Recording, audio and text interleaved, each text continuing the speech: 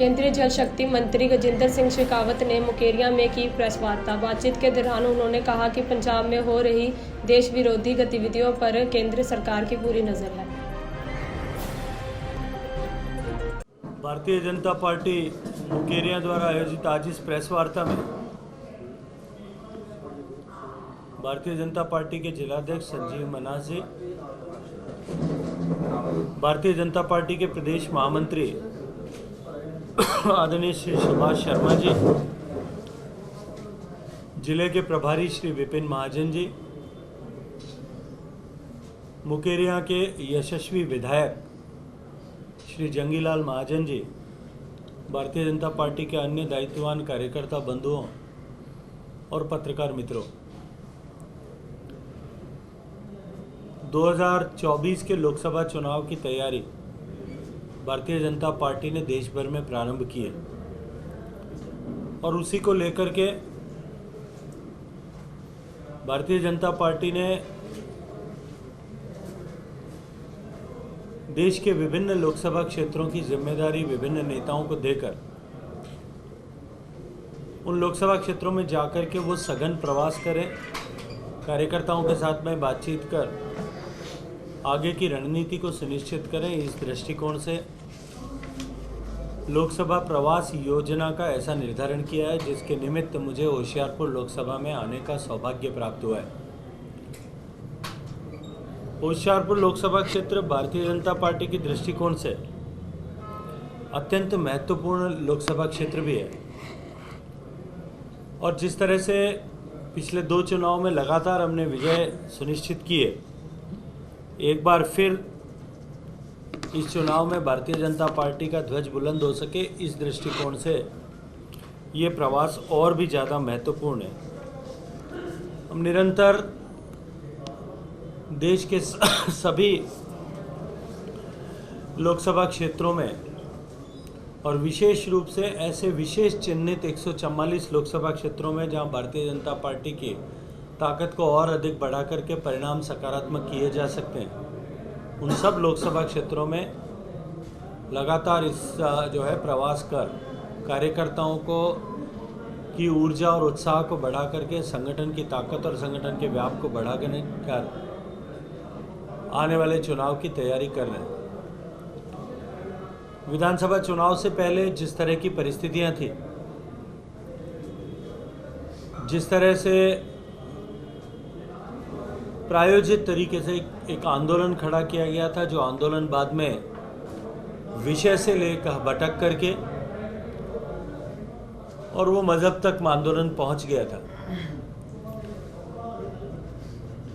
जिस तरह से भारतीय जनता पार्टी के कार्यकर्ताओं के साथ में दुर्व्यवहार हुआ था, भारतीय जनता पार्टी के कार्यकर्ताओं को दबाने का प्रयास किया था, वर्षों से जिस पार्टी के साथ में हमारा संबंध था, हम साथी के रूप में जहां चुनाव लड़ रहे थे, उस पार्टी ने भी हमसे अलग होना ऐसा तय कर लिया था। लोग ये मानते थे कि भारतीय जनता पार्टी को शायद कहीं कोई चुनाव में टिकट भी नहीं मिलेगा, चुनाव लड़ने वाले लोग भी, टिकट लेने वाले लोग भी नहीं मिलेंगे। लेकिन हमने पूरे दमखम के साथ में चुनाव लड़ा और मैं अत्यंत गर्व के साथ में एक बात कह सकता हूं कि उस तूफान जैसे चुनाव में भी इतने बड़े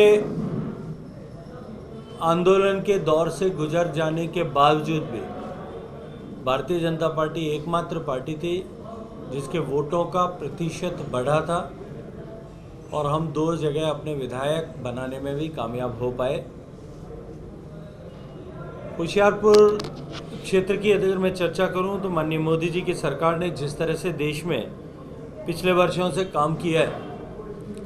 सामान्य मानवीय के जीवन में परिवर्तन लाने के लिए जो योजनाएं प्रारंभ की और सफलता के साथ में उनको पूरा किया है,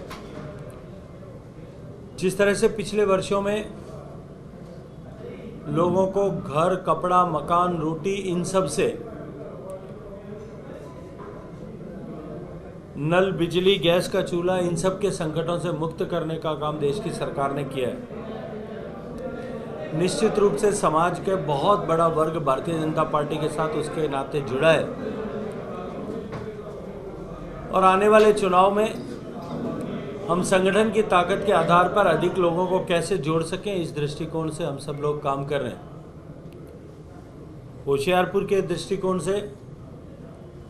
यदि मैं विकास के कार्यों की चर्चा करूं,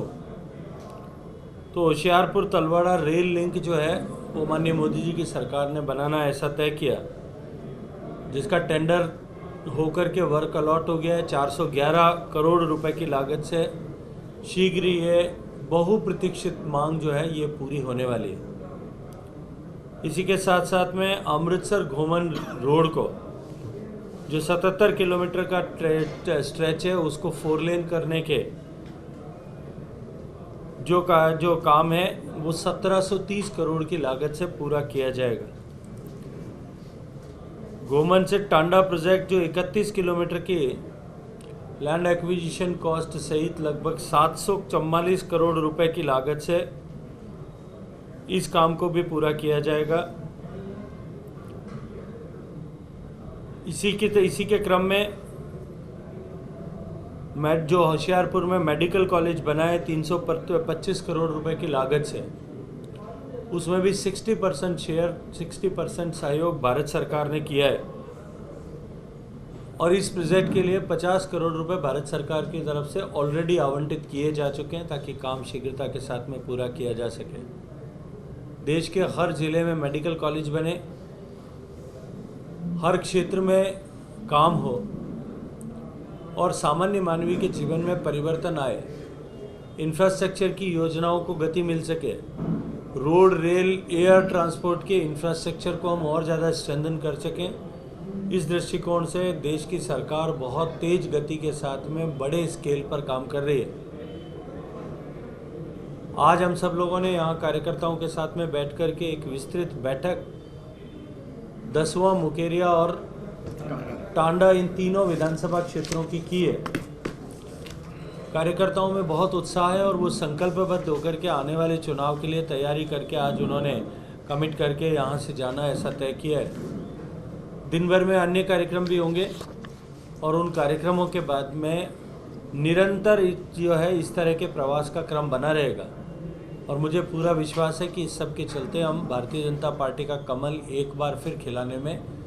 यहाँ कामयाब होंगे। बीजेपी यहाँ आगामी लोकसभा चुनाव में हैट्रिक बनाएगी। धन्यवाद। पंजाब के हालातों में सभी परिचित हैं, आप भाजपा कैसे देखती है पंजाब के हालातों में? देखिए, चुनाव से पहले भी हमने बहुत बार मीडिया के साथियों से बातचीत करते हुए, अन्य प्लेटफॉर्म्स पर चर्चा करते हुए इस बात की आशंका व्यक्त की थी कि पंजाब जैसे संवेदनशील प्रदेश,